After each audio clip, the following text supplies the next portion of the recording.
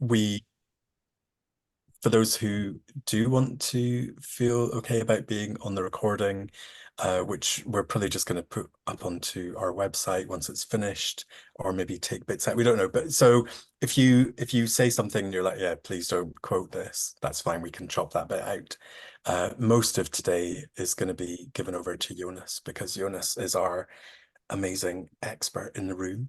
But we are going to have some space for some conversation today as well. Uh, Feel free to keep your cameras on if you want to. It would be lovely to see people's faces in the room. There's no pressure for you to do that, but it's always good just to see who's in the room with us. And for the first part of the session, until we come into some conversation, I'm just going to keep people muted on their microphones, just in terms of any background noise that might come in. But at any point, if you want to ask a question, raise anything, then please, you can raise your little digital hand, which means you pop up on the screen.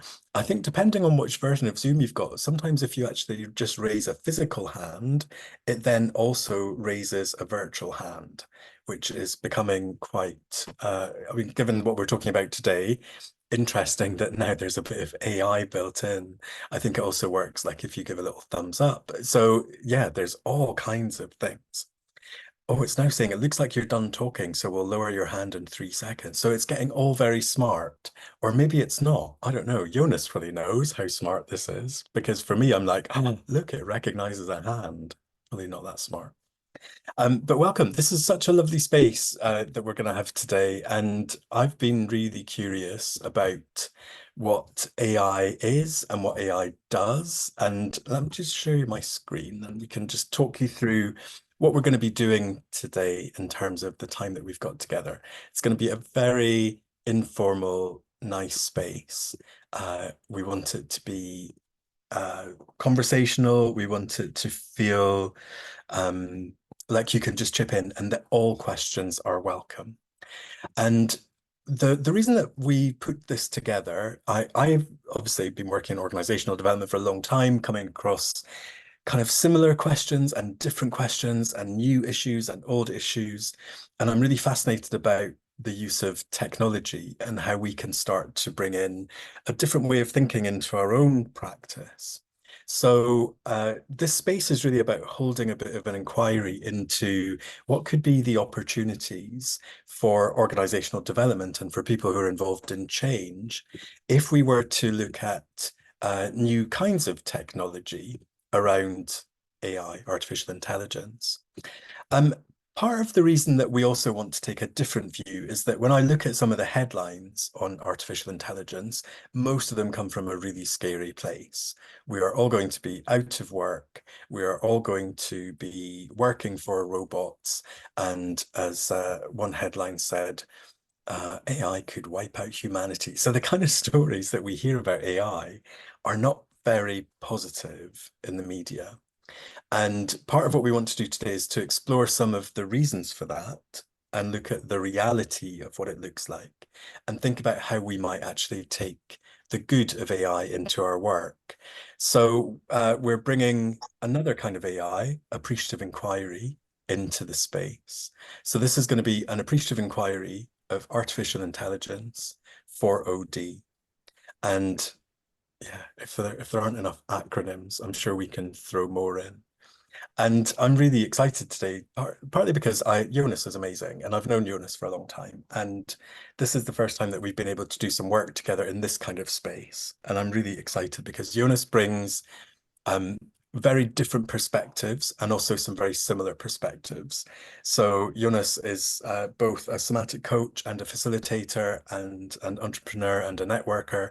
And then he also brings in this expertise of technology.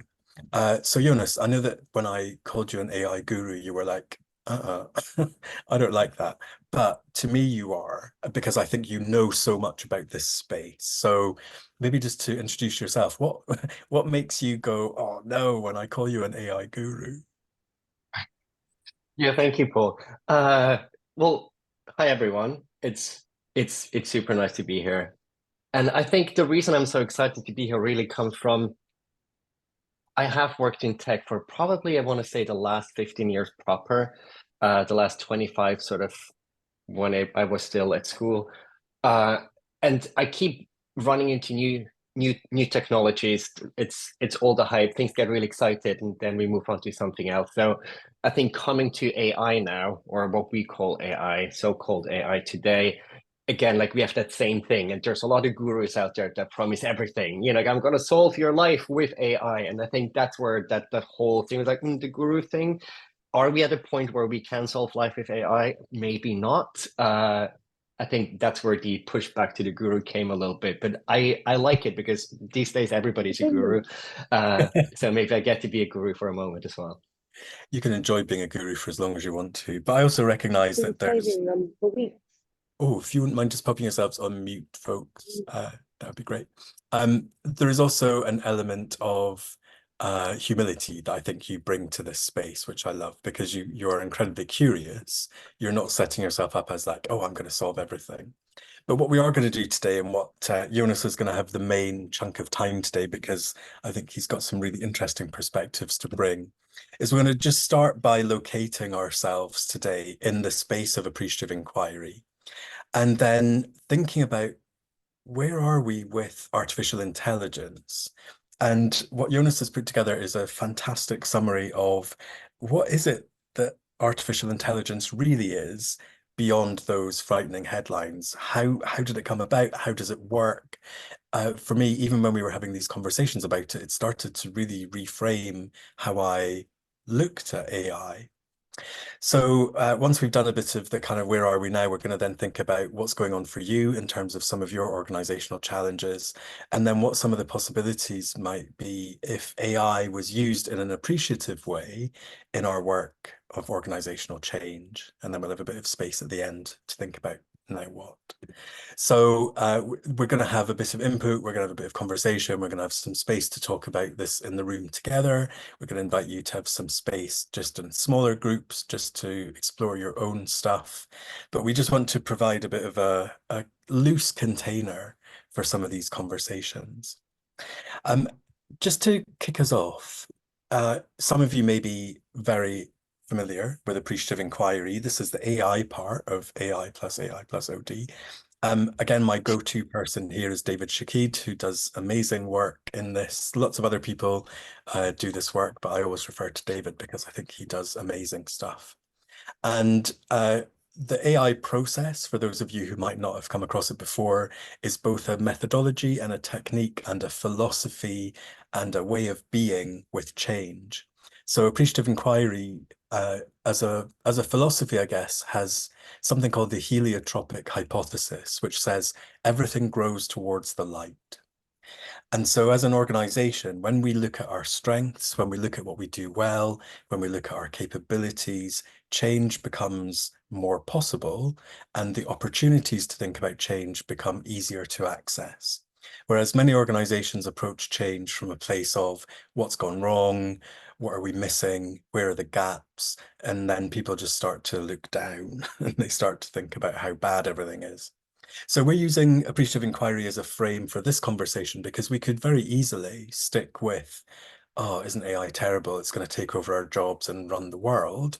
But actually what we want to do is to look at how we can use the best of AI, artificial intelligence, using an appreciative inquiry lens to then think about where we can use it in our work. So today we're not going to go through the whole appreciative inquiry cycle, but we're going to really begin with what do we mean by artificial intelligence, AI? Like what's the description, the definition of it? We're going to spend a bit of time in the discovery phase of appreciative inquiry, which is, and what's it like right now? And then we're also going to give you the opportunity to think about the dream phase, which is, and how could things be? I realize today is a short session. It's only 90 minutes. We could talk about this for weeks, months, years, and probably will. But today is really just about, bringing in Jonas's expertise into the OD space so that we can just locate ourselves a bit better with this. Before we begin, does anyone have any kind of burning questions just on the process or anything that you really need to have answered before we start getting into some content?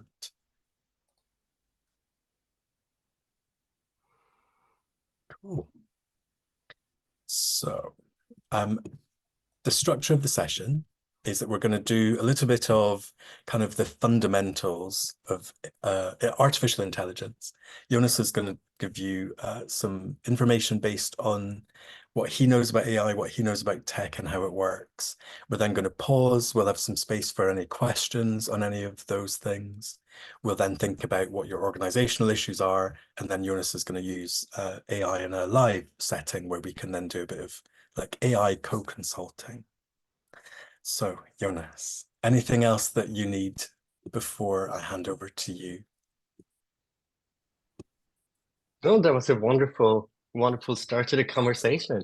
I think before we start, like what I'd love to get an idea of is just like how do we feel about AI right now? Well, AI being the artificial intelligence AI of the two in the room. And maybe just like in a word or two, like if you had to describe your relationship with AI, like how would you describe that? If you just pop that in the chat, just to get an idea of like where are we at right now? Then in the meantime, I'll get the screen sharing up.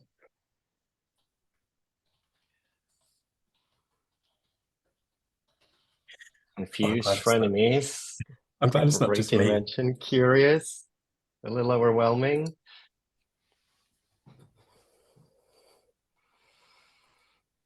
Oh, I love that. The Excited, scary person you make friends with. Wow. curious, interested, frustrated. Overwhelming. Oh, Caleb, you're saying a great invention. Nice. Unsure, nervous. Yeah, there's a lot of nervousness. Daunting opportunity. I think that really resonates with me right now. There's a bit of both. Yeah. Oh, that's great. Oh, I'm glad it's not just me. That makes me feel so much better.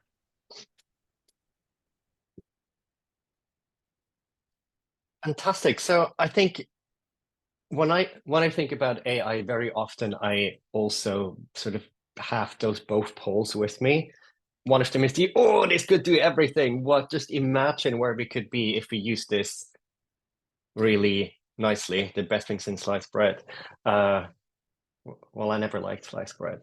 But uh, but on the other hand, there's also a lot of dangers, right? And we kind of see a lot of that same polarization when we go online and read the news. Either it's people promising you to 10x your productivity and change everything, and you never have to go back.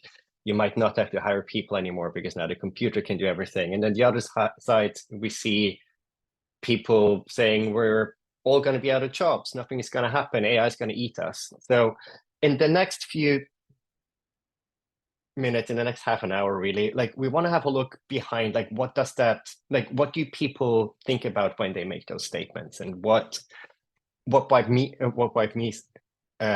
say instead. True. So I quite like this quote when it came across it. So Bill Gates last year in March said, "In my lifetime, I've only seen two demonstrations of technology that struck me as revolutionary. The first one was the graphical user interface at Xerox PARC. That was in the 80s, before we had Windows and Mac. And then this year, ChatGPT from OpenAI. So if this man thinks somehow these two things are really, really, really important, we've had a lot of other technologies out there that also could have been groundbreaking and changing things. So why is it those two? And that's kind of like where I want to start our exploration.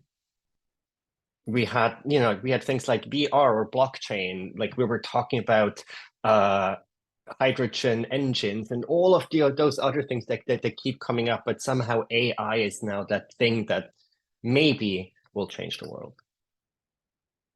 So in tech, we sort of go through those hype cycles. We have a new technology gets introduced, nobody really knows about it, only the nerds play with it, then it becomes mainstream, and then eventually it gets really boring and people move on to the next thing. And in a way that kind of looks like an S-curve. So we start at the left, not a lot of people use it. And then as we start to go through that curve, more and more and more people come on board. Or in other ways, I kind of like this one better.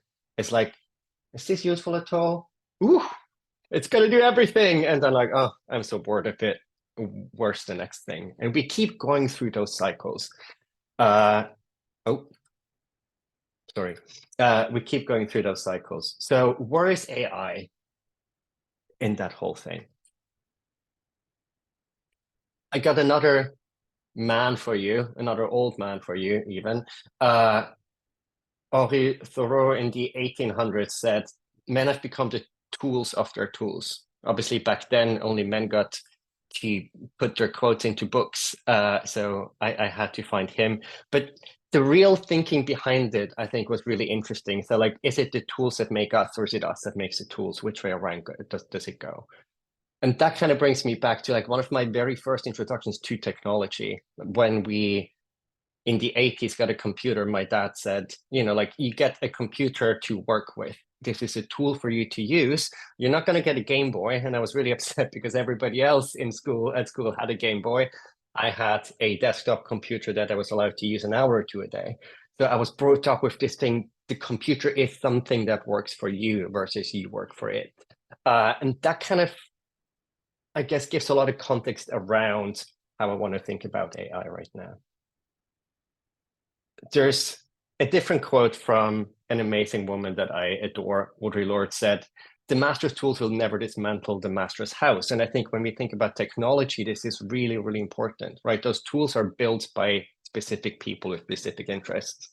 In this case, mostly very, very rich white men around Silicon Valley make decisions on how to build those technologies. And we're looking at those technologies, not only how do we want to adopt them, but also what do those tools want from us?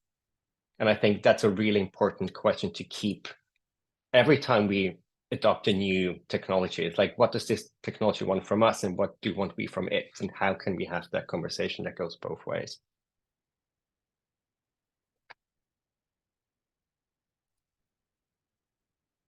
So looking back at sort of where we came from in the rapid evolution of technology, like digital really only came about in the 80s, like proper digital. I'm going to simplify a lot today.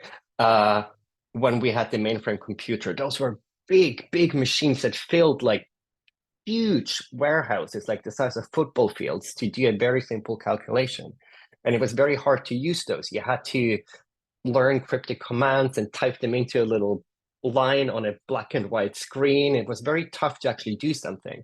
And then those became a little bit cheaper, those became smaller. And really the next big breakthrough was this idea of the personal computer or the graphical user interface, where suddenly we could click on things. The computers could tell us, I can do this, I can do that.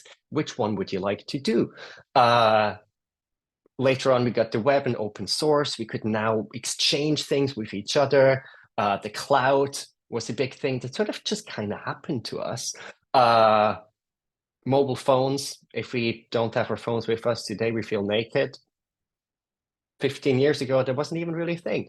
And now this next wave of generative and AI. And for today, I'm prefixing generative or Gen AI to a lot of things because we're really not talking about artificial general intelligence yet. We're talking about specific apps that generate things for us.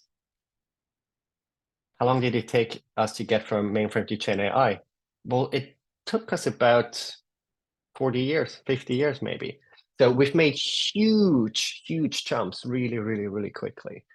If you think back to mid last century, we were doing everything well pretty manually, whereas now we barely leave our desks anymore.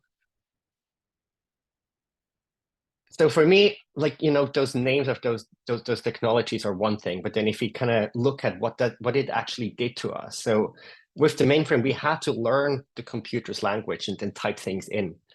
Then we got the graphical user interface. We can see things now. The computer can tell us what it can do. With the web, we can start to get out of our little box. We don't have to stay in our own computer or even our own organization. We can go worldwide and exchange ideas. And with the cloud, we got this big shift of we don't even have to have the computer anymore.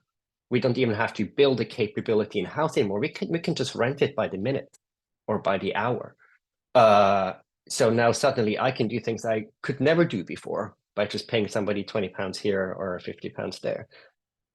And now with generative AI, the promise is that we don't even need to learn the language of the computer anymore. We can just speak to the computer in our language, and the computer is going to figure out what it needs to do. And if you look back to that Bill Gates quote, like, why is the graphical user interface in generative AI so important? So for me, I think what I made of that quote is that with the graphical user interface, we could discover what computers can do for us.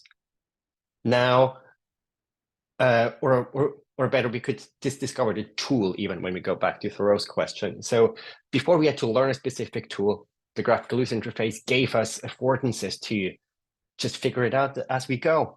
And while the web and the cloud just made it easier to access tools and informations, with generative AI now, the promise is that we can create tools on demand. So we don't have to have a one-size-fits-all tool. We can now have a very specific tool every single time we start a new task. And that is sort of why that might be such a big shift. So we think about personalization, but not just I like green, I get a green thing. Somebody else might like blue, they get a blue thing. But really about like the actual tool that does the work adapts every single time we have a new task. So far, so good. Like if I run too fast or say stupid things, please say stop in the chat or put your hand up. Great. So with generative AI, where are we? We're somewhere between those, what can this do? And oh my God, this is so exciting phase. And depending on who you ask, we're well up the, oh my God, that's so exciting phase. Other people might still be a bit more in the, what the hell is this corner? I think for me, it's really about sort of, like being excited, but maybe not running ahead, having a little play and see how we can shift along that axis. So to understand AI, I kind of want to think about like how did we even get it? And AI per se is not new. I'm sure every one of you used AI for years already, maybe without knowing. Anybody in this room used Google Translate, for example? Yep, Google Translate. So Google Translate in a way is an early AI. Like Google Translate takes one language, puts it into an abstract digital format, and then uses that to put it into another language. It's not that actual humans had to translate every sentence. It started to learn how does language work, and how can I say take English and then translate the meaning back into Spanish. So in a way, we've all been using AI for a really long time. Back then, we called it machine learning. Now we have a new name. We call it AI. Behind the scenes, a lot of the technologies are very, very similar, or at least very much related. Maybe we think of it as a family of different siblings rather than a complete shift in paradigm. What I want to look at is like, how did we get to the point where today we're calling this thing this AI that's going to change everything? And for that, I'm going to take you all the way back to the early 1900s to the Ford assembly line. And that is one of the first instances where we really looked at like, how are we doing work? And what are we trying to achieve? Cars were assembled sort of on the shop floor, and then, oh, we need a wheel. Where's the wheel? Oh, I don't know. Like, let me go have a look. So with the assembly line, what Henry Ford did there was really think about what is the process if you take it step by step by step and start to formalize that. Today, if we think about car manufacturing, it hasn't changed all that much. Mainly the labor has changed. Rather than humans lifting those things in place, you now have robots lifting those things in place. But all that automation could only really happen because we had that process to start with. We know we need the chassis or the skeleton first, and then we start to put on doors, and we put on wheels, and we put on all those other things. So the more we can formalize the process, the easier it is to repeat that and allow machines to do the work for us. Now, the first big step, I guess, that I want to take is this idea of supervised learning. So when we start to talk about machine learning, one of the big concepts is supervised learning. So we're teaching computers to recognize a pattern. In this case, we're giving it examples of patterns that we want it to know or understand. And once we give the computer enough patterns, it starts to understand this pattern and it can make a prediction if it sees that pattern again. So really, we have a huge collection of examples. We allow the computer to make sense of it. It creates a model. And then at the end, it can spit out a prediction. When it sees a new thing, does this fit the model, yes or no?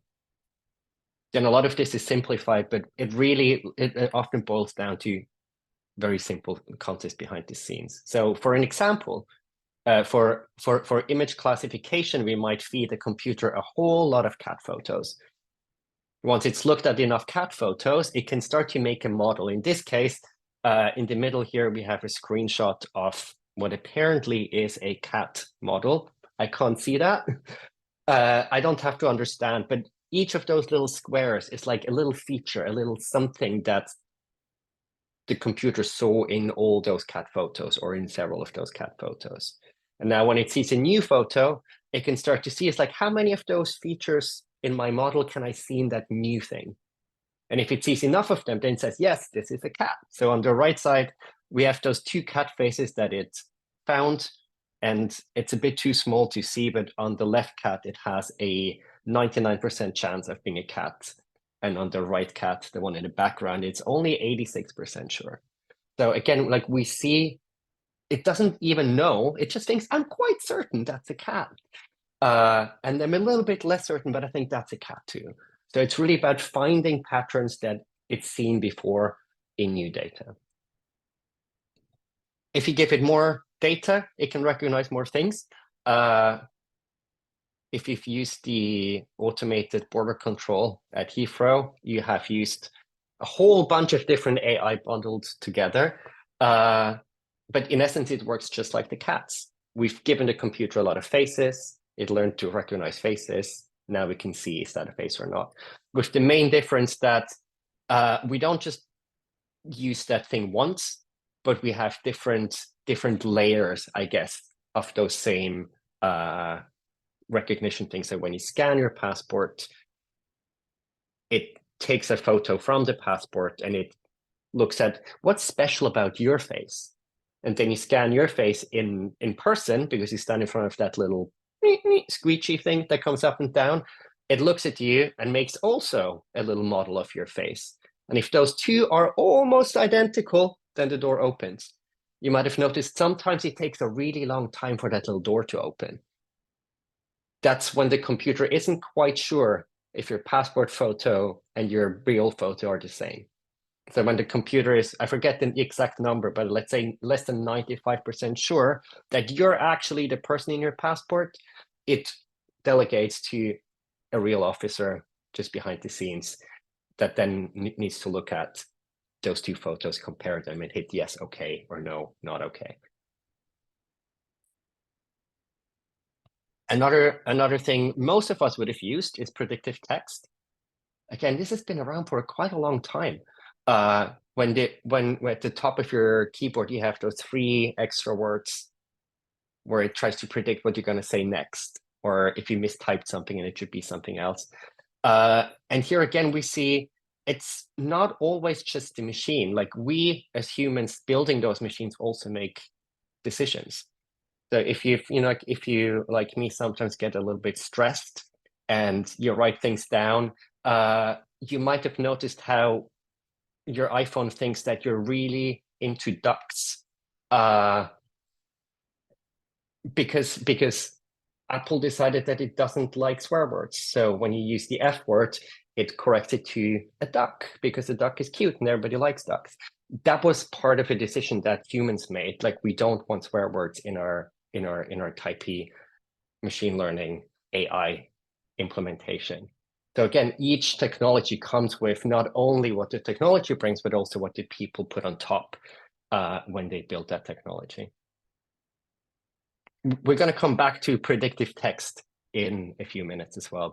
But this is a really nice way of thinking about, we're giving it a lot of text that might be your own text messages, that is just a big collection of text messages that Apple got from I don't know where.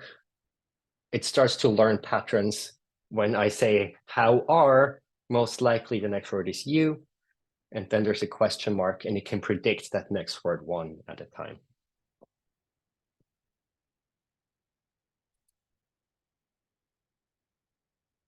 Now we're sort of taking a step farther, because up until now, we always had to teach the computer in huge piles of examples. That might work when you only want to recognize cats, but it gets really complicated when we're starting to work with changing environments or really, really complex rules. So in this case, reinforcement learning was a big new idea that really helped machines to become a lot smarter and start to learn by themselves. So whereas before we've given the computer a specific set of examples to make its patterns, now for reinforcement learning, we might still give the computer examples and then just go, now let's try. So in this case, reinforcement learning has been used for, say, win at chess or win at Go. You might remember a few years ago, there was this big story about Google beating the best Go player in the world. That is because we started to allow the computer to just play by itself. So knowing those 500 games that we've given you videos for, and I don't know what data for, this is how good Go players play, or this is how good chess players play. Now go play against yourself. You know the rules. You know when the game is over. So you can play against yourself, and you just notice when you win and when you lose. What kind of steps did you have to take to win? What kind of steps did you have to take to lose? And then it starts to learn, ooh, was that a good idea or a bad idea? So we're making a prediction based on what we already know from our supervised learning, from our examples. Then we're testing the prediction. Did that work? If I make this move on my chessboard, do I win? Yes or no? And then we're updating the model. We now have one extra example in our big list. And it can do that really, really, really quickly. And suddenly we don't need the humans necessarily to go in and train the machine. Now the machine can learn itself. And that's what led Google's DeepMind to beat the world's best Go player in 2017, a game that we thought is unbeatable. Like, it's so complex that only the human brain apparently was supposed to be able to figure out how to do it. But with enough playing against itself, Google's DeepMind could do that. Now, this is a very specific computer that basically was trained to do that one specific task really, really well. But it really went to show us, like, once we allow computers to learn, we get a lot more sort of out of it. And the very last thing before we start to wrap up is this idea of the transformer. So now that took what we called machine learning to what we're now calling AI. With traditional machine learning and neural networks, we usually do things step by step.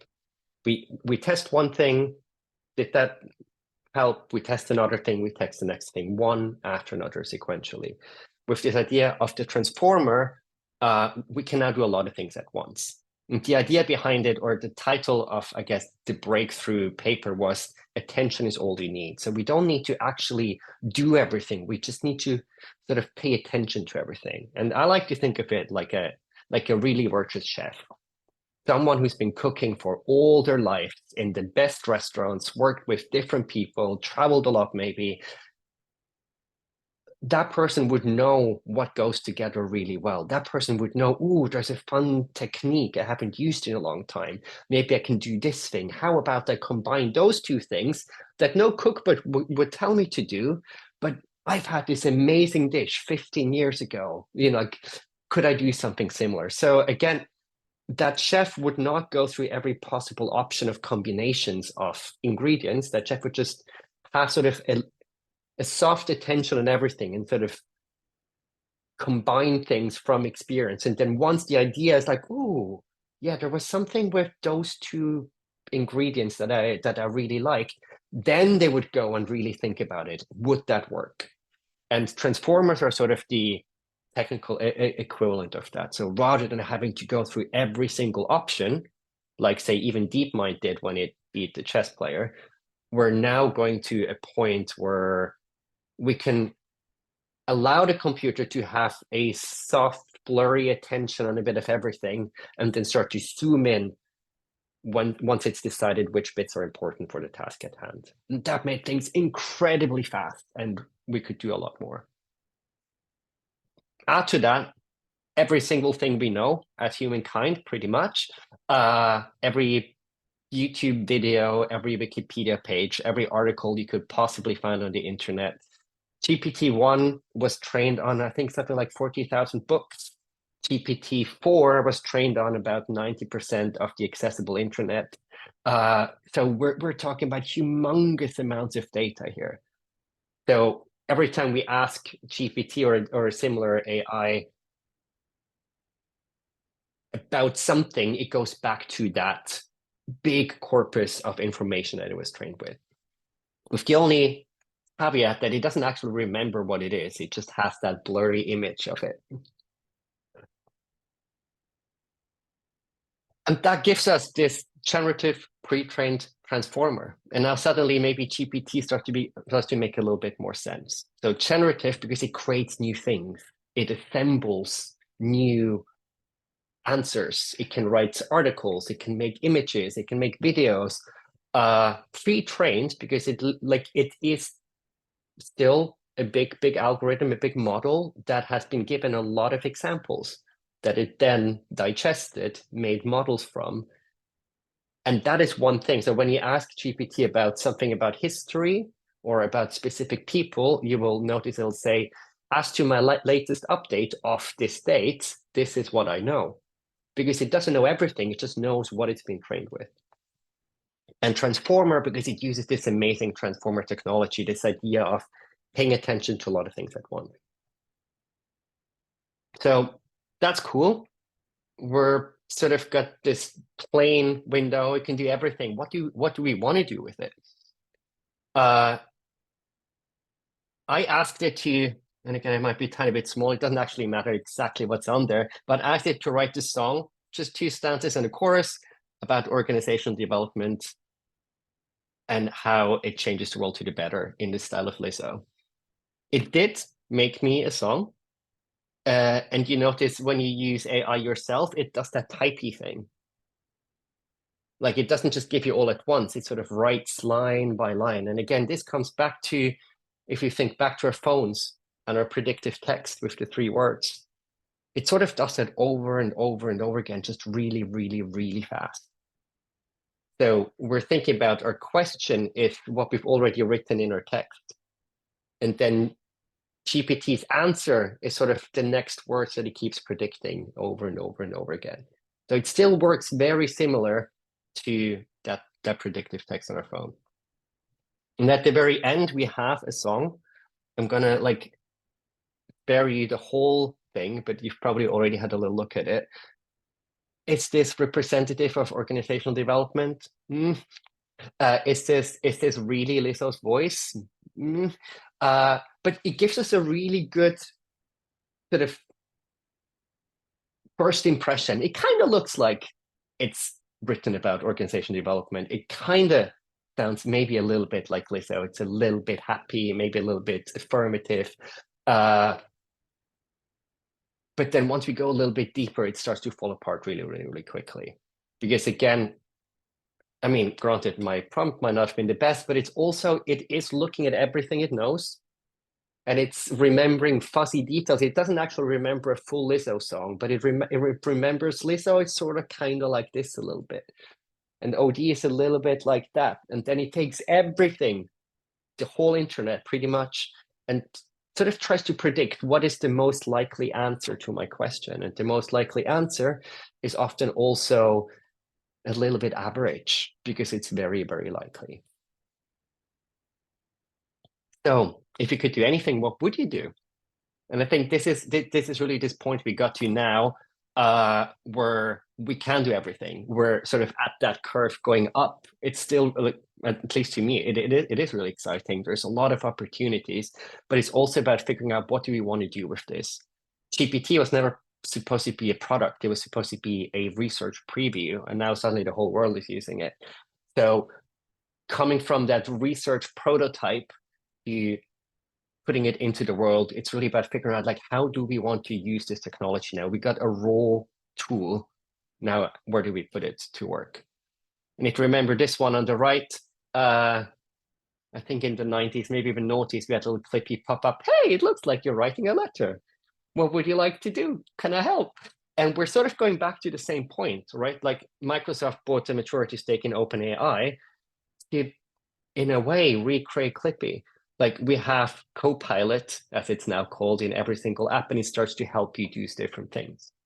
Only now it can do a lot more than Clippy. It can now go through and clean up your Excel file. It can make your PowerPoint prettier. It can do all sorts of things based on those patterns that it's seen in the world.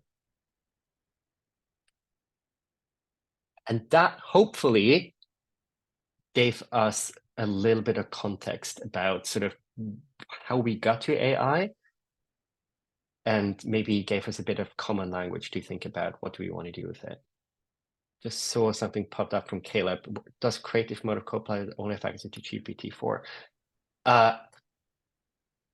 As far as I know, Copilot is built pretty much fully on GPT-4. I'm pretty sure they added other layers of technology around it to make it specific to those use cases. Again, GPT-4 is just the pure untamed technology, and what we're seeing around it often are what we call GPT wrappers. People take that thing and then start to fine tune it to specific uses, and Copilot is one of those things. So within Excel, Copilot would have been fine tuned to work with tabular data, and it won't make perfect images, but it'll be really good at data. Within creative tools, it'll do something else. I mean, I just find it really interesting to hear about all of the things that have led to this point and how it works. Because when people talk about AI, I think it's just some random thing out there. Whereas now I go, oh, okay, so it's based on pattern recognition and it's predictive and it can create something. If I think about Google, it will go and search something and it will give me a whole long list, and then I have to work out what's the best thing. With something like ChatGPT, I could say, write this for me, and it will create it. So it's something that doesn't already exist, even though it's based on existing information.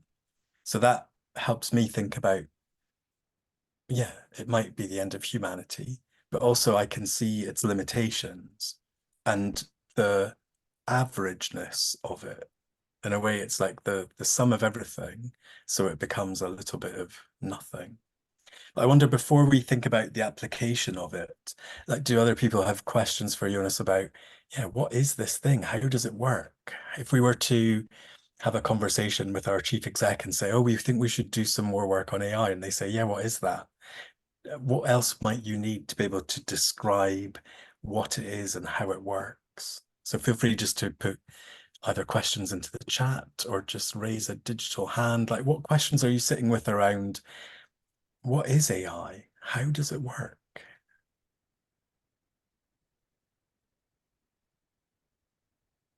I didn't even know that GPT stood for something like generative pre-trained transformer. That was like, oh, right, okay, so it does have a thing. I understand it now.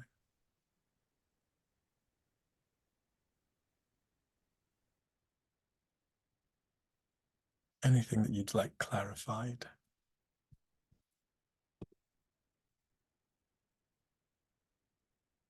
Who decides on the, oh, thank you, Tracy, good question. Who decides on the input and the patterns that it uses? And do you mean, and feel free to come off mute, Tracy, if you can. Do you mean the who's training it? Like, who's actually giving it the prompt? I suppose it's the control freak in me that goes, if it's based on pattern recognition, how do we ensure the pattern recognition is the right pattern it's picking up and not an anomaly? And so I suppose there's that safety check and that sense check in it, and where does the input come from to make sure the patterns are the right patterns, and then is that our bias that influences the patterns? Yeah, Lots of absolutely. questions there. Lots of questions there, Paul. No, they're really good questions. I think Alison's also bringing in, how does it merge the diversity of the world? Like if you mix up all those colors, do you just end up with a sludge? Like, yeah, so I think, Jonas, there's something there about maybe who's training this? What biases are we bringing into it? How does Yeah, it just see everything as the same? I mean, those are big questions, and I'm going to try and sort of touch on all of them. So with big AI models, or we call them large language models, because it's just reading a lot of text, really, and sometimes images or videos, but then you make sense of them in texty ways. It's about, like, we train those, maybe like it takes about a year or two to train a new model. So GPT-4, they would have started training like in 2022 or so. Like it takes a huge amount of time to build those models and digest everything. So at that point, like people or those companies just literally try and amass as much data as they possibly can. And there's no way for us to filter through that data. So it's very raw. It's literally, they just take all of Wikipedia, I think there's a big focus on Reddit for some reason. And we all know how inflammatory Reddit can get. It follows links. The more links go somewhere, the more it weighted those things. But it really is what the world produced. And it comes with all the biases of what the world produced in a way. There's ways that companies are trying to mitigate that. So they call this fine tuning. So they might give it examples of bad things. Don't do this, do this instead. But you might have read last year was it last year, a couple of years ago, when Google Photos finds your friends and makes a little like thing about a little frame around the people. Suddenly black people got labeled gorillas or something because it didn't have enough black faces in the training set, but there were more gorillas in the training set, so black people became gorillas. And then rather than actually retraining the model, because it takes a long time, they just didn't label gorillas anymore. But that doesn't help black people get recognized. So we really have to think about, like, what are the wider implications of those technologies? And I guess more useful today is when you think about how we want to use LLMs, GPT, you name it. It's this thing called fine tuning, where we don't build or use GPT or Claude or whatever in its raw format, but we build a little app around it. So we say we take the raw power of understanding and writing text in every single language that a GPT gives us, and then we give it guardrails. We say, actually, your job, your GPT version, or you might have heard of GPTs with the S at the end, or basically every single startup out there that creates an AI app would take a GPT or a different LLM and then build these little guardrails around it, where it says, actually, you will only do this specific task. And here's extra information on how to do this specific task. For example, there's a lot of movement in law where companies give GPT a very well labeled set of different contracts and different law, which and because law is very rule based, it's a lot easier to understand and to recombine. And then that becomes sort of just the lawyer AI, which you probably still don't want to trust completely, because it'll still make things up, but it then gets a little bit more controllable because it doesn't try to do everything. It tries to do one specific thing. I think it's a really good question because, like, when you were talking about the facial recognition before, when that system was trained badly because of people's biases, and it was really only learning from white faces, then more people of color would be turned away at the gate because the system gets trained badly. And so there is something about human bias that gets brought into it. Like, how do you think, is there a way of us recognizing those biases, or do we just go with, well, oh yeah, that's what it said, so we should do that? Where does the decision point sit?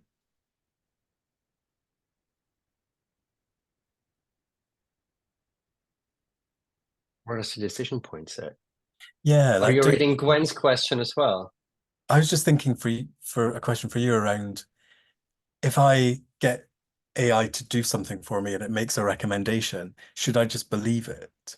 Can I take the human out of the decision-making process because it's got all of humanity in already? Definitely. I mean, I think these questions start becoming like a real question for all of us. I think this isn't necessarily a question to me, but like if we think about AI will create statistically likely answers based on what it's been fed as this is how the world looks. So it'll give answers based on all the biases that we fed the model, which is usually gender bias, racial bias, like location bias, very much an English bias. And so we will get answers back that are sort of informed by those biases. And we can try to minimize that a little bit on the technical side, but ultimately it's up to us to look at the answer that we get and be like, does that make sense? Does that help for me? Or does this break some rules, regulations, or ethics that I have? Also, AI or LLMs, they will always give an answer, right? So if you just ask, how do I do this? It will make an answer up that is very likely and looks plausible. Doesn't mean that answer is correct, right? Like we had this big court case where a US lawyer asked GPT to prepare his court case, and then every single case study that GPT produced was made up. It was likely, it was plausible, but once the judges looked at all those cases that the lawyer brought to the bar, they were like, none of this is real. It's all fake because AI just wants to answer the question. So it's really like at some points it's up to us to then look at sort of the work that AI has done and decide, do we want to trust this? Is this in line with our expectations, with our ethics? And if not, then say no. Yeah, I think Lizzie's got a really good point about, all of humanity as opposed to actually what gets privileged and what gets published. And that's not all of humanity. I was thinking about if we shift into, some of the application for us as OD people, even when I look at the history of OD practice as published, so much of it is cisgender straight white men because they had access to the publisher. So there's something about, even when we think about our own profession, it's built on a particular bias. I love you said this idea of a soft attention on everything. Because for me, if I was going in as an OD practitioner just with a certain tool in mind, I would see every problem through that lens. Whereas I feel like if I show up and I've got this soft attention on everything, I can then put those connections together and go, this might work in this context with this person. And so I think it's such a beautiful way of kind of describing maybe what we do in OD and how we make decisions based on patterns that we've seen. So I wonder if, given our time, we've got about half an hour left, we could maybe do like a bit of a live case study using a bit of GPT. All of your questions are really brilliant. I mean, there's some big philosophical questions, and maybe it's something, Jonas, if you're interested, maybe to take some of those questions away and maybe see if there's something that you could write up or, give your perspective on. But I think they're really great to hold in terms of our inquiry. And because we're a relatively kind of manageable group as well, and because of time, I wonder if there might be someone who has an organizational issue that you're working on, something that's maybe causing you a little bit of pain, something that isn't easily solvable, and we could put AI to the test and see how it might help us with this. It maybe won't solve it, but how we could use AI to inform some of our work, or at least to help us think about it differently. So Gwen, your question about, what's the role of OD in these conversations? For me, I would love to use something before I then go and have a conversation about it. So today, if we just play with it for a bit, it might be that if someone then asks a question, we go, oh, well, we've done a bit of something. So I just wonder if there's anyone who might have something that we could do a bit of work on. It doesn't have to be, we don't have to come to a solution, but just to see how AI would approach it. Like, is there anything that anyone's sitting with that's a little bit of a pebble in your shoe at the moment? Something that you're going around and going, oh, we keep coming across this. We haven't been able to solve it. I'm really not sure what we might do with this. I mean, feel free either just to put something in the chat, just to raise your hand, unmute yourself, and then we'll do a bit of like co-consulting with an AI.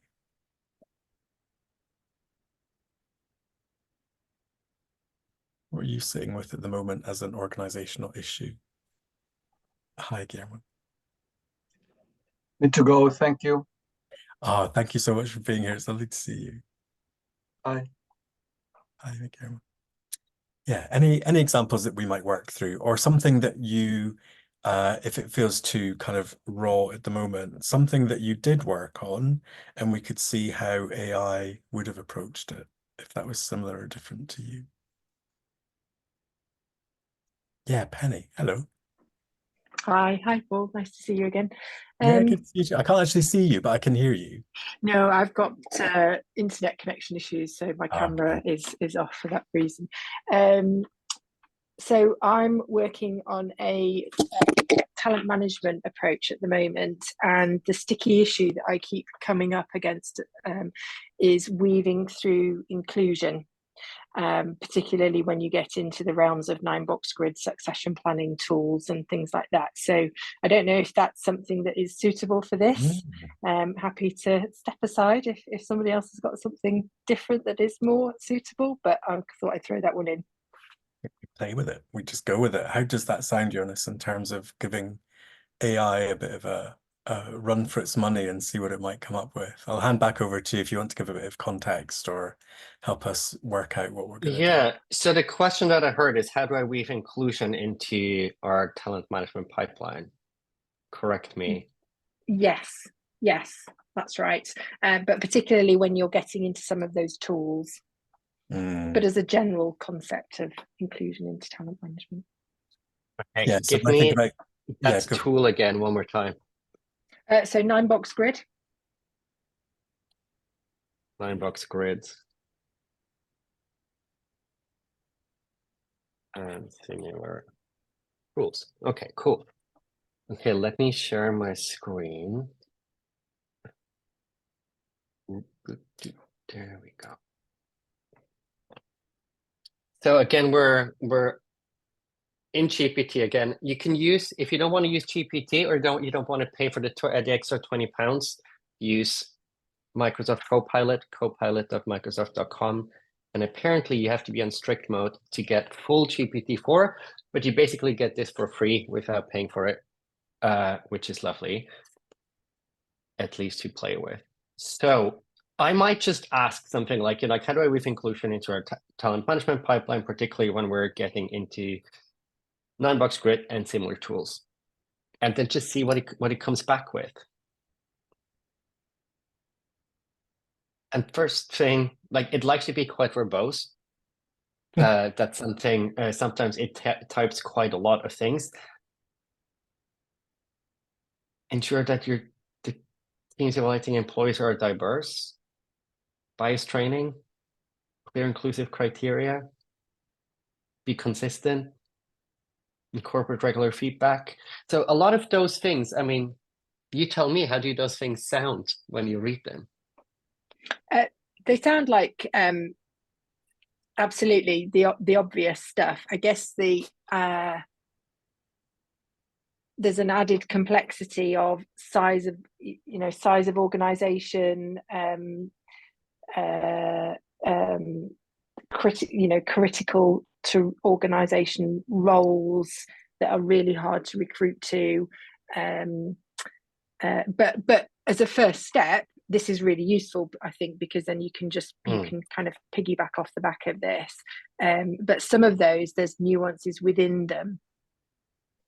So thinking about the mentoring and sponsorship, how do you ensure that the mentoring and sponsorship programs are administered in a way that, you know, doesn't then lead to unconscious bias weaving into those as well, if that makes sense. But this definitely. Good start for 10, I think. Yeah, and there's really interesting points you raised there, right? Like I basically don't have to say anything anymore, because like it gives a really good starting point, right? Like I really think of AI, and especially GPT at this point, as a brainstorm partner, somebody that sort of makes it faster for me to think by taking away the obvious, and then I have extra time to sort of do the things that aren't that obvious. But also there's a couple of things we can do to make it a bit smarter or a bit better. So I just asked the question pretty much straight out, right? How do I weave inclusion into a talent management pipeline, particularly when you're getting into 9-box grid and similar tools? It just said a 9-box grid is a popular framework, and then it kind of didn't do that much with it, right? So what if we tell it, you know, like act as a diversity consultant, now me trying to multitask, organizational. So act as a diversity consultant, organizational development specialist. Now already I've given it a bit of a framing. Oh, I don't want you to do everything. I want you to go into that corner. And now, like how might we ask the question to somebody that maybe doesn't know everything, you know, doesn't know all the context that you have right now? So it might be something like, you know, like help me develop a diversity or an inclusion strategy. What was the word you used? Diversity inclusion strategy.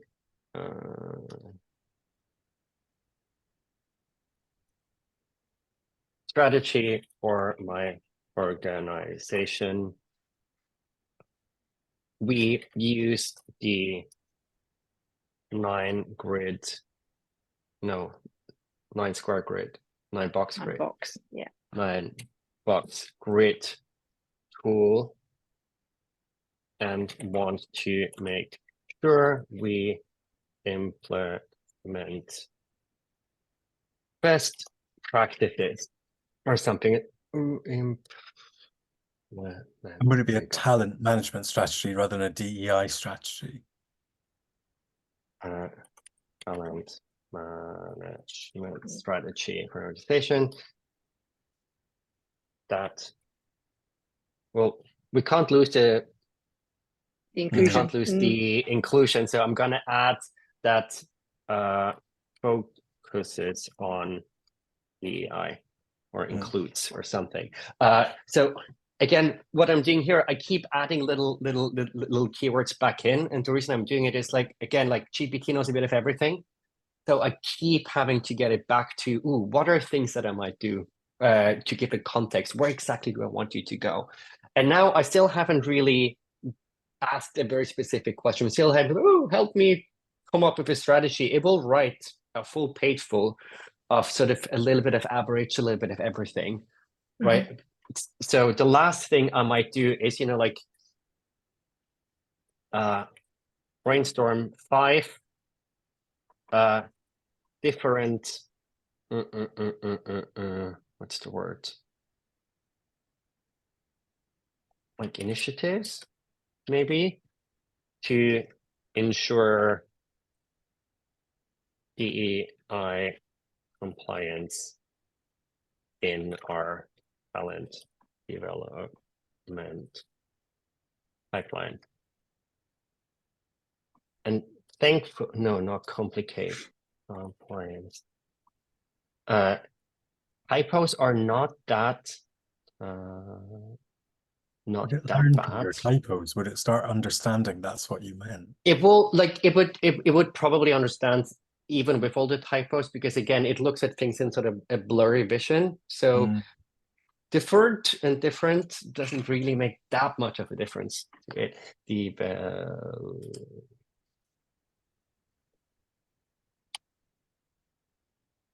Gosh, I can't type. Great.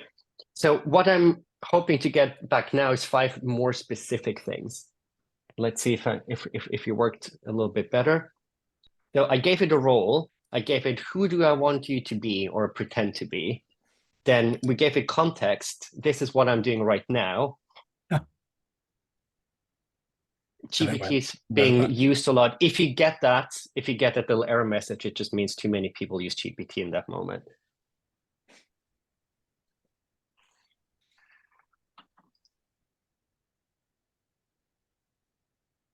So the first thing I noticed, it gives me a lot more copy for each bullet point.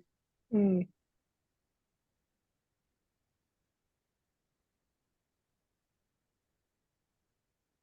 And still something that I notice, and you might please tell me what you notice in a minute, is like it's still quite fluffy. Like there's a lot of Still very generic. there's a lot of generic things in there. Mm. But it is, so like one last thing that I'll add, and then I guess we might wrap this one up here, is you know, these are great, but the little generic give me 5 more ideas, but make them surprising. Mm. Sometimes you can just tell, and weirdly, often this actually gives you quite interesting responses. Again, I haven't tried this before, and every time you run it, you'll get a different response. But then suddenly it kind of breaks out of that averageness of everything, because again, because it's statistic, it just tries to please you by giving you something that looks all right, plausible enough. And the more we sort of give it guardrails, the more we tell it exactly in which context or what we want.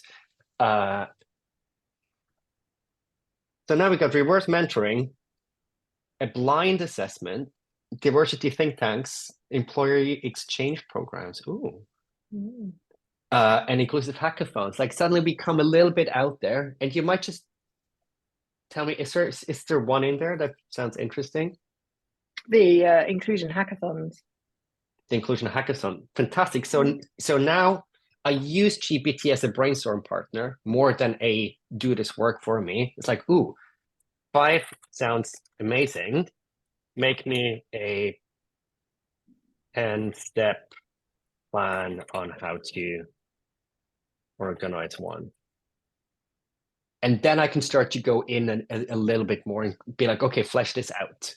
And maybe rather than a 10-step plan, I might ask for, great, what are the watchouts and what are the benefits of this thing? Could you then ask it to write an advert for the hackathon or design a program for the day? Like, can you keep pushing it further and further to? Yeah, definitely. What I do, and I'm not going to show all of this now, because otherwise we're never going to end today. It's what I would do is like take it to a point in this chat that feels interesting.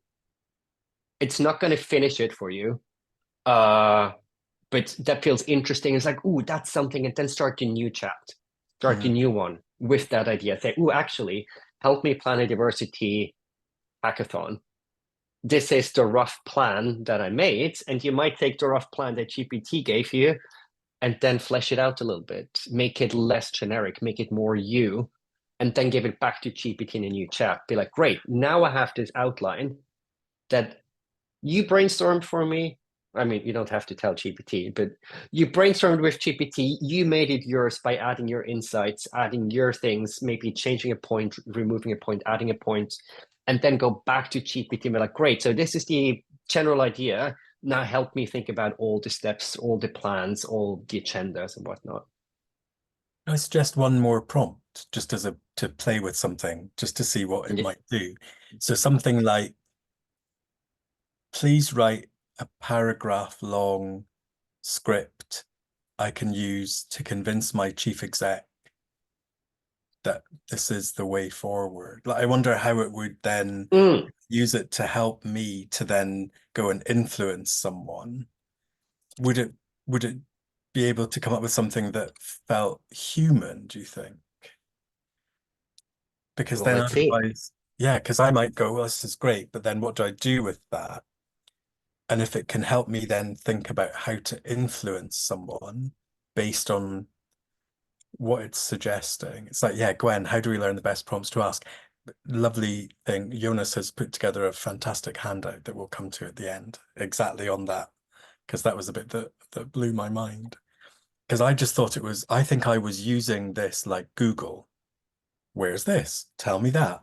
Whereas actually, as we get into this, and I think, whoa, this is, you know, this becomes different. This isn't just searching, it's creating something. So yeah, inclusion hackathon. To make it a success, I need to convince my chief exec and board of this initiative. Write me a 500-word proposal that highlights this general idea. Highlights the general idea, key benefits to the company, and what else would we need to know to convince our board? Value for money.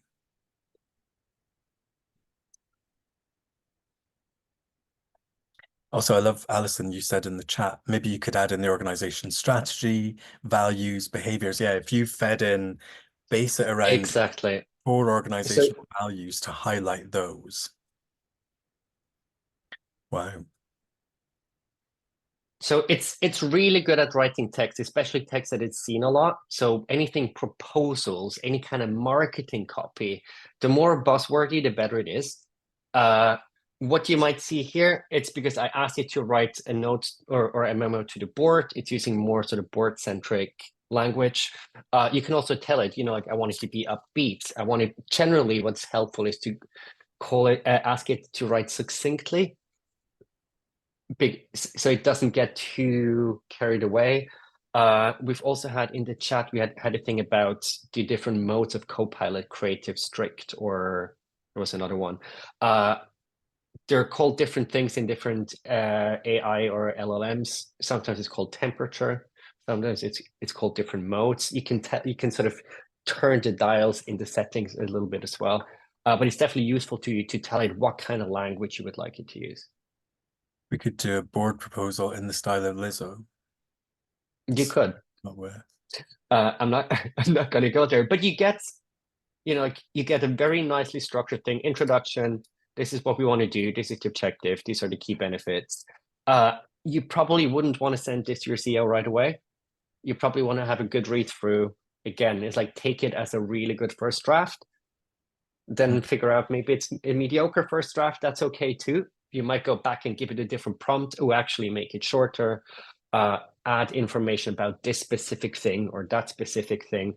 You probably won't get around doing a little bit of the work yourself, at least at this point, because it's there to please. It's not there to be very critical. So at some point, it's up to us to be critical and be like, does that make sense?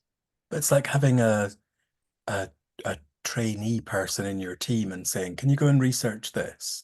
And then they come up with stuff, and then you go, okay, look into this one a bit more. Okay, write me a proposal. You know, you might not then use the exact thing, but it's taking away the time that you would have to do that with. Tracy, I don't know if you look horrified or excited. It could be a bit of both. Like, I'm very excited. I just want to go away and play now. It's just my brain's just going off at different angles going, I didn't know that's what it did. I'm such a novice and so naive and blind to this.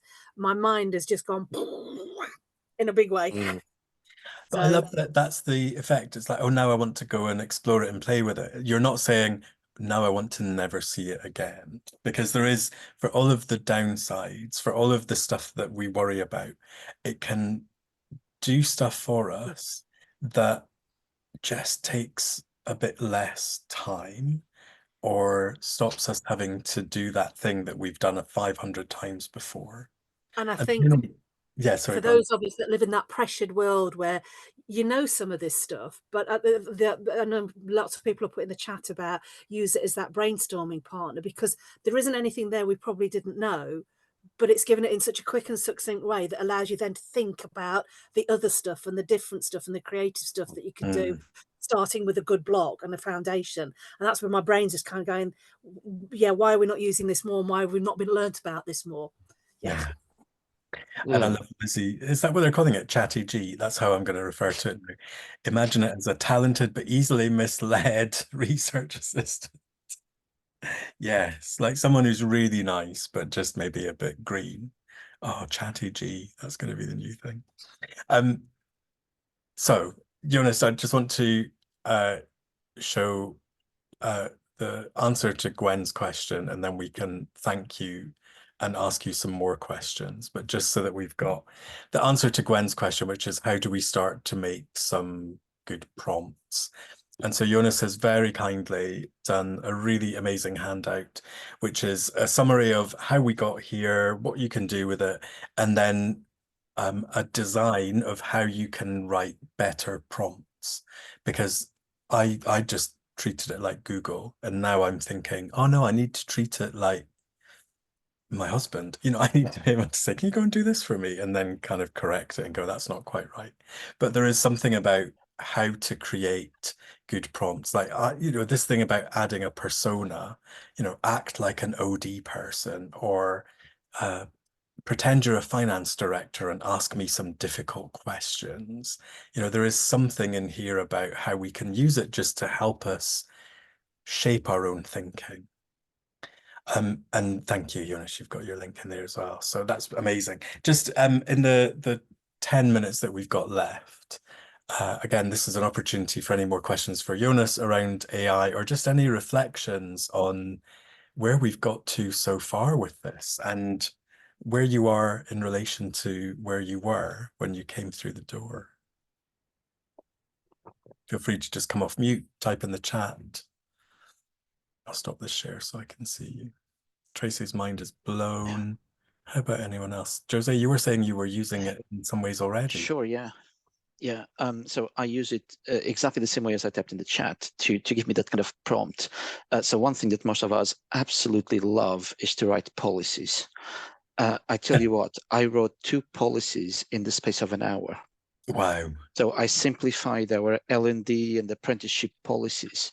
And then, of course, the time I saved, I actually sat down, I read through it, and it made it more human, checked for errors, checked with my colleague who looks after apprenticeship, just to make sure, is this really true?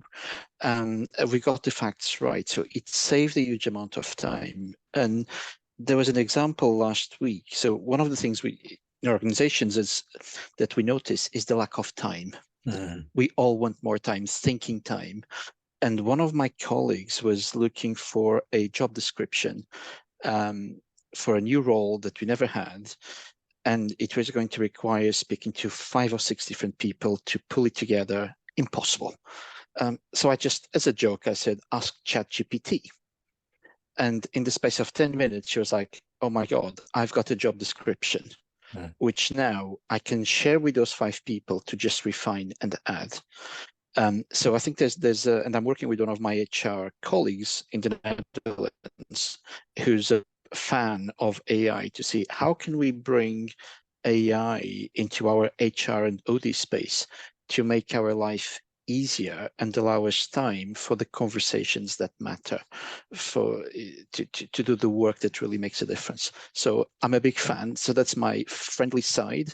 And the frenemy side is I don't know who's got access to all the data. And that's my concern, because it's out in the public domain. So that's why I frame it as my frenemy, that I love, but I also have some concerns. Yeah. I think it's good to kind of keep a shifty eye on it. You know, a bit like those green trainees it'd be like, yeah, you can maybe do the research, but I'm not going to put you in front of the board and ask you to present for me. You know, there's a bit of human kind of analysis on that. So, and a few more things in the chat, which is lovely, like Steve mentioning it's available for like CBT, how it crosses over into coaching. I mean, there are specific coaching AIs that are out there now. I think, you know, Jonas and I both trained at the same embodied coaching institute. So I know that an AI wouldn't necessarily ask the kind of questions that we might ask, but for very kind of simple, you know, someone who's maybe just coming to coaching for the first time, you could work with an AI coach to get to the heart of the question, maybe not the solution to the problem, but it could do so much of the work so that then when you see a human coach, you've done some thinking. So again, and yeah, I think Alison, that's great about it's not about replacing people, it's about enhancing that. Lizzie, did you want to come in with something as well? It's lovely to see you. No, I just thought I'd show you my face. Hi. Oh, I'm very grateful. That's been so cool. Jonas, in terms of your, like, I think you bridge the two worlds very well. You've got a foot in the technology space and you're very much in that kind of human development side. Like, for those of the people who aren't here today, who might just be going, oh, AI is horrible and scary, what's your take on it in terms of how it can humanize organizations? Oh gosh, big question. I don't know, like I've spent the last 10 or so years helping organizations adopt new technologies, right? And there's a lot of things that come and go. And I think what I really appreciate about AI is like this, or what we call AI. I hate the word AI per se, but anyway, what I really like about this opportunity now is like as you said, we'll say like it's the creating space, right? Like how can we do less of the boring stuff and do more of the things we're actually meant to do, right? There's a lot of companies out there that do GPT wrappers or like fine-tuned versions of it that just they make amazing claims around 85% more efficient, or you know, like we're gonna save you 10 times the time that you spend on something else. And to a degree that can be true, right? Like if we've become a little bit sidetracked in just maybe too many processes and too many policies and too many things, doing that boring work on the side with GPT and then focusing on what are the things we actually want to do here. I think that's really, really exciting. Yeah, I love the idea of also it being a bit of a second brain. So if I was recruiting someone and I had my human panel, I wouldn't replace that, but I might also upload the CVs to ChatGPT and say, which ones would you shortlist? And just do a comparison. Yeah. Just go, are we thinking this and why? And, you know, to be really challenging of it, but also to be challenging of us to say, is GPT spotting something in our biases that we're not?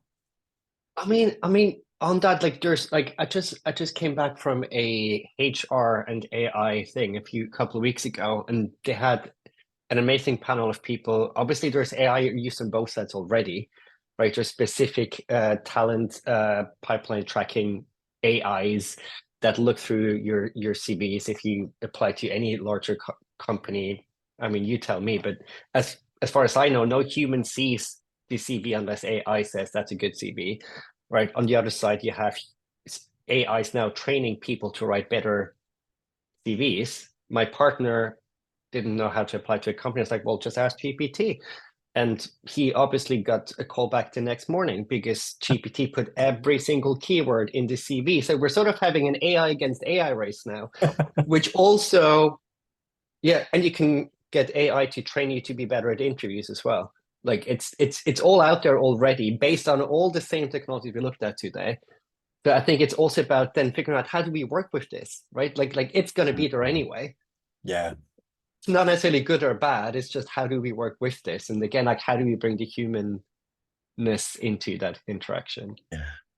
And I wonder, just as we're coming to the end, I haven't seen it yet, but you mentioned the rabbit video, which I know is something that you're now kind of going, oh, and this is coming. Because we've talked about what's already there and how we might use it, but there's also something for me about, and what's just over the horizon that people will have in their hands in the next few months that might then change this even more. And you mentioned that there's, have you ordered one already? Because I'm now tempted to order one from what you've told me about it. I've ordered one and then cancel it the next day. Thank you. I will, because I think we might run.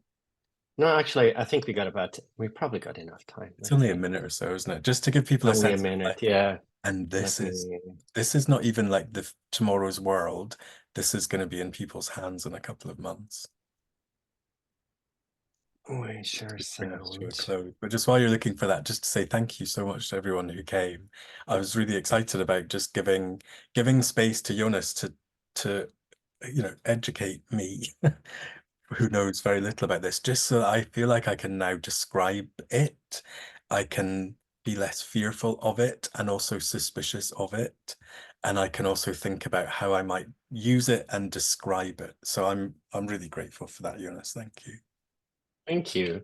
Yeah, so the promise of this, I'm not sponsored or backed by Rabbit Tech, but it is a really interesting application. I think the reason it made such big waves is it's sort of taking AI to the next level. Like right now, we still have to deal a lot with like, oh, how do I make this thing do the thing I want it to do? And it sort of does one thing at a time. And the big thing here is that I want you to pay attention to, I guess, is this: it starts to get context automatically without necessarily explanation. And the way it does that, just behind the scenes, I don't say that in the video, is it plugs into every single account you have. It just literally just vacuums up your data.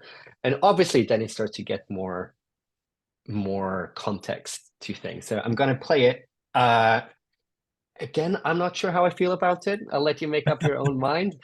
But that could be an interesting little. Oh, no, I can't. Why can't I? Oh no. I'll just post the there it link. is. Yeah, we got it. You got it? Yeah, it's on your screen. Oh yeah, but it doesn't do the sound. It told me. Oh no. Oh well, we'll have the So link. That can be a little teaser for people. I will send you the link. You can have a look at it.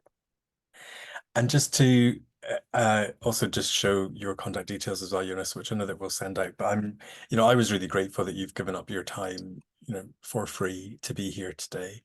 And I wanted to make sure that people were able to get in touch with you if they had other AI questions, if they wanted to get you to do some work in their organizations or some work with them. So Jonas's organization, Slow Works, is there, and that's his email address and website.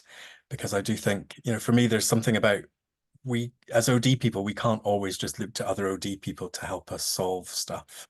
We have to kind of broaden our horizons a bit. So, working with someone like Jonas, who's just got a different perspective, different experience, I think is so helpful. So yeah, please do contact Jonas and we'll send some more information out after today. But thank you, everyone. It's just been so lovely to have this conversation. Thank you, Jonas, for being here. But thank you, everyone, for spending the time with us. And yeah, mind blown is a good outcome. That was our secret agenda. Let's blow people's minds. Thank you, everyone. Feel free to come off mute, say goodbye to each other on the way out. And it's great that you were all here today. Thanks, everybody. You all. Thanks, Paul, as always. Thanks, Bye. Paul. Thank Thanks, Jonas. you. Thanks. Thank you. Thanks, everyone. Bye. Good to see you. Bye. Bye. Thank you. Bye.